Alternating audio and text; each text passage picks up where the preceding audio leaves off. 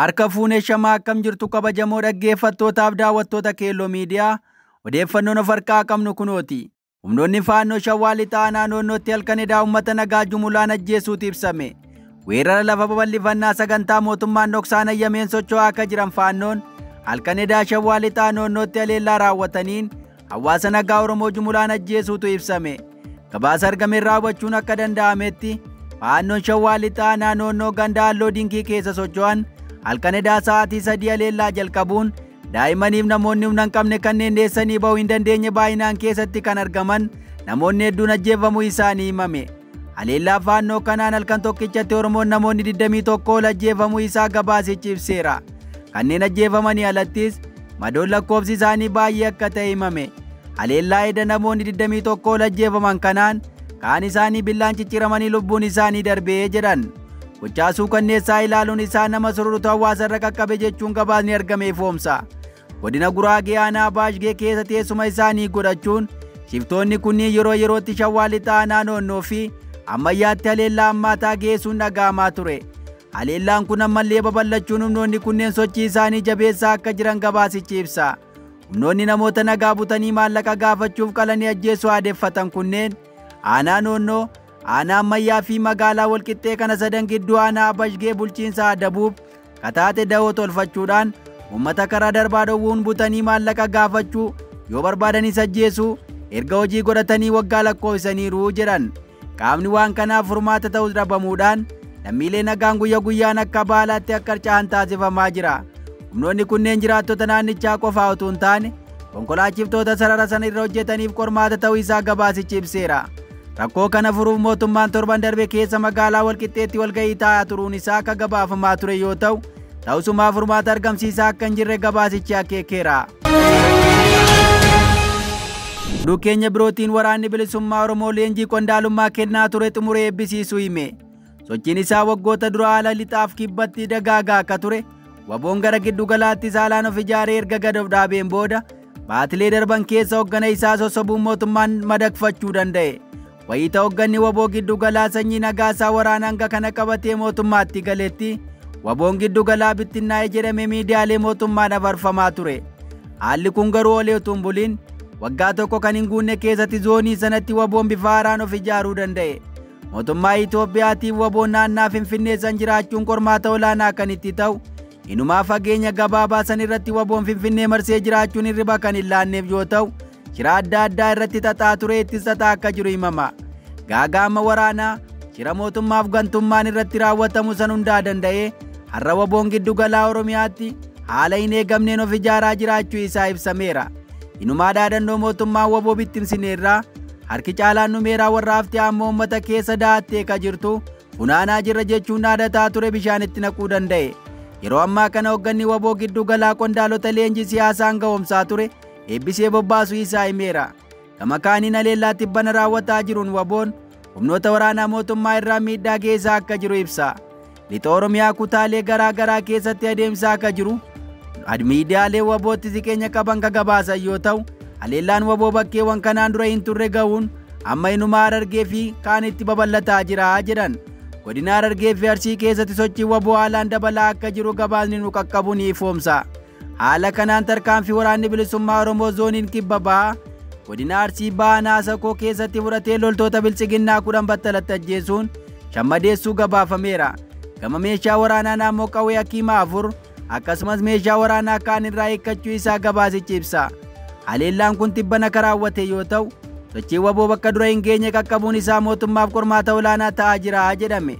Waraanni bilisummaa Oromoo zoonii lixaa ammoo godina Matakkalaa naawwan baraa ganda Gochoraa keessatti tarkaanfii cimaa fudhachuun loltoota mootummaa 20 ajjeesuun kanneen 10 ta'an madeessuu ibseera.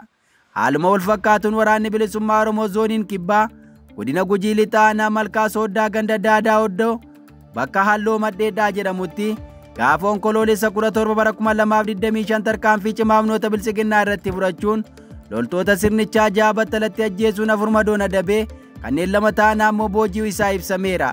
Dabalataan waraanni bilisummaa Oromoo zooniin lixaa godina Qellee Wallaggaa aanaa Galaanii Banfilloo keessatti tarkaanfii fudhachuu isaa ibseera. WBO'n tarkaanfii gaafa onkoloolessa 19 bara 2025 aanaa galaan ganda fiichoo fi aanaan filloo ganda gaarjeedaa keessatti fudhateen loltoota bilchiginnaa iddoo du'aa madoon adabuun bireenii fi snaayipperii dabalatee meeshaalee waraanaa gurguddaa irraa hiikkachuu isaa ibseera. Waraanni bilisummaa Oromoo zoonii lixaa godina Horroo Guduruu Wallaggaa aanaa jaardagaa jaartee tarkaanfii cimaa humnoota waraanaa mootummaa irratti fudhachuus ibseera.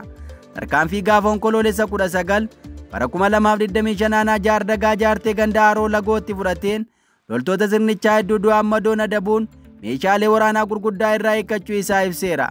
Oromiyaa keessatti nagaan akka bu'uuf gaafatamaa turus mootummaan nagaa gaafatame fudhachuu diduun mariin Daar es Salaamitti gaggeeffamaa ture fashaleessuu danda'e.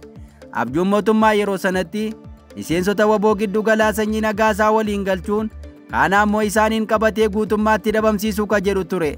Sun garuu milkaa'uu dadhabuun herrega mootummaan ittiin marii araaraa fashalse sun dhiibee dhumarra dhabama isaatti adeemsisuu mala jedhamuun yaadda'ameeraa fi yeroo waa'een haleellaa waboo haalaan gabaafamaa jiru kanatti akkasuma naannoo Amhaaraatti sochiin hidhattootaa muddamsa guddaa keessa mootummaa galchetti qondaalonni paartii badhaadhinaa milkaa'ina himachuu itti fufaniiru. Paartiin badhaadhinaa dameelee hundaa milkaa'inaan imalaa jira akka jedhan obbo Adamfaaraa sochii isaatiin paartiin isaanii adeemsa injifannoo qabatee akka jirutti ibsan. Akka miidiyaan mootummaa faanaan kaleessa gabaasetti paartiin badhaadhinaa dameelee hundaa milkaa'inaan imalaa jira akka jedhan pirezidaantii itti aanaa fi itti gaafatamaa waajjira muummee paartii badhaadhinaa obbo Adamfaaraa. Dubbiin kun paartiin badhaadhinaa gama raawwii hojii paartii kurmaana jalqabaa kabara 2018 gaggeessaa jiru irratti kadhaga'ame ture. Waajjirichatti obbo Adamfaaraa dabalatee hooggantoonni dameelee waajjira muummee paartichaa itti gaafatamtoonni waajjira dameelee fi hooggantoonni olaanoon paartichaa waltajjii kana irratti akka argaman himame. Obbo Adamfaaraa wayita kana paartichi dameelee hundaa milkaa'inaan imalaa akka jiru dubbatan. Haala Itoophiyaa fi paarticha madaaluun karoorfamuun yaadama ida'amuun dandeettiiwwan hundaa fayyadamuuf tattaaffii waan taasifameef ilaalcha piriyaagamaatizimii haala qabatamaa naannawaa bu'uureffachuun waan hojjetameef paartichi milkaa'ina argamsiisaa jira jedhan. Dabalataanis qajeeltoo ariitii fi kalaqaan akkasumas qajeeltoo qormaata gara carraatti jijjiiru waan hordofameef paartichi milkaa'inoota gama maraa galmeessiseera jedhan. Waltajjichaan hojiileen paartichaa fi sosochii uummataan hojjetaman gaggamagaman yoo ta'u milkaa'inoota galmaan itti fufsiisuu fi hanqinoota sirreessuuf waliigaltee walhoranii gaamaa jedhan. Obbo Adamfaaraa akkanaa jedhan malee paartiin isaanii haala hammaataa keessa akka jiru inumaa qormaata olaanaaf saaxilamuu isaatu dhaga'ama. Balaa waraanaa itti jiraniin sadarkaa kufaatii hamaarra ga'uu isaanii mormitootaaf xiinxaltoonni ni dubbatu. Oduu keenya itti aanuun pirezidaantiin mana maree waliigalaa dhimmoota islaamummaa Itoophiyaa akka turan muftii Haaji Umar lubbuun darbuu isaaniitu himame. Haaji Umar dhibee isaan mudatee yaalamaa turuun kaleessa addunyaa kanarraa du'aan boqotaniiru. Gaggeessaa mana amantaa musliimaa du'aan of biraa dhabuutti dhaabbilee mootummaa fi miti mootummaa gadda itti dhaga'ame ibsachuu jabeessan. Du'aan boqochuu pirezidaantii duraanii mana maree waliigala dhimmoota islaamummaa Haaji Muftii Umar Indiris Paatiyaarkiin mana amantaa Ortodoksii waloomaa eebbifamoo Abune Maatiyaas ergaa gaddaa dabarsaniiruu fi Haaji Muftii Umar Indiris nama collee maanguddoo gameessaa fi garraameessa Itoophiyaa muraasa qabdu keessaa isaan tokko turan jechuun Abune Maatiyaas ibsan. Gorsaan uummataa nama bilchaataa fi tasgabbaa akkasumas abbaan dhalootaa Dooktorri kabajaa Haaji Muftii Umar Indiris du'aan addunyaa kanarraa boqochuu isaaniitti gaddi guddaan nutti dhaga'ameera jedhan. Haaji Muftii Umar Indiris dadhabbii addunyaa kanarraa boqochuun isaaniif boqonnaa ta'uu biyyaaf garuu miidhaa olaanaa akka ta'es kaasan. Paatiriyaarkiin mana amantaa kiristaanaa Ortodoksii waloomaa eebbifamoo Abune Maatiyaas maatii firoottanii fi hordoftoota amantaa musliimaa maraaf jajjabinaawwaniiru. Akkuma kana kantiibaa magaalaa Finfinnee Aadde Adaanech Abeebee dabalataanis qondaalotaa fi dhaabbileen miti mootummaa hedduun akkasumas baankileen biyyattii du'aan boqochuu nama kanaaf gadda itti dhaga'ame ibsataa oolaniiru. Kuta'ee sirni awwaalchaa Haaji Muftii Umar Indiris har'a waaree booda sa'aatii 10 irratti raawwatamuu isaatu gabaafamaa ture. Sirni awwaalcha isaanii naannawaa Waayilee Geermaant bakka buufata kuduraa fi muduraa haaraa gadi mooraa masjiida isaan quraanatti barsiisaa turan keessatti raawwatamee jedhan. Reeffa Haaji Muftii Umar Indirisiif galma barkumeetti sirni gaggeessaa raawwatamuu isaas miidiyaaleen biyya keessaa gabaasaa turan.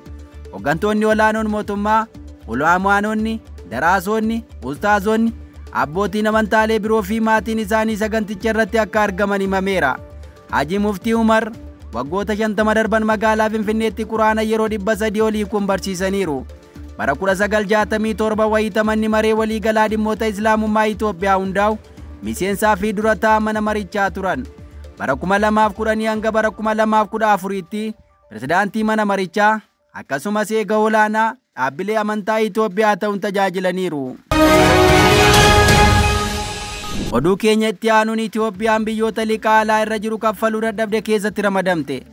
Fiireetingis dhaabbatii idil addunyaa sadarkaa liqii adda baasu gabaasa haaraa onkoloolessa 17 bara 2025 baaseen Itoophiyaan liqeessitoota faana marii irra jiraattus liqaa alaa irra jiru muraasa kaffaluu dhabuun sadarkaa restrict default yookaas biyya liqaa irra jiru muraasa kaffaluu dadhabde taateetti.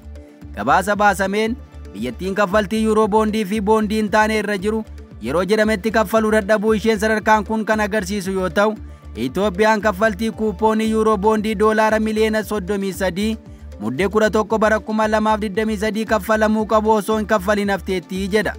Akka gabaasichaatti sadarkaa restrict default ka kennamu biyyichi yoo xiqqaate kaffaltii liqaa alaa guddaa tokko osoo hin kaffalin yoo hafedha.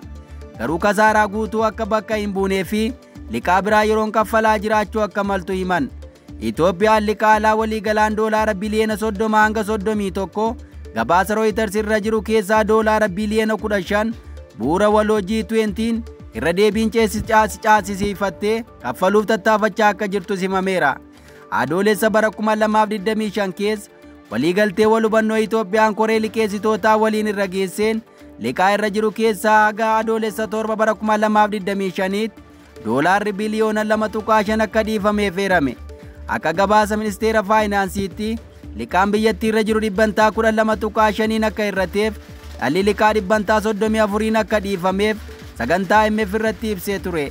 Liqaa caaseffamaa jiru keessaa biliyoonni 1.1 liqeessitoota dhuunfaarraa yoo ta'u, biliyoonni duwwaa 2 duwwaan dhaabbatoota biizinasii akka ta'e himameera.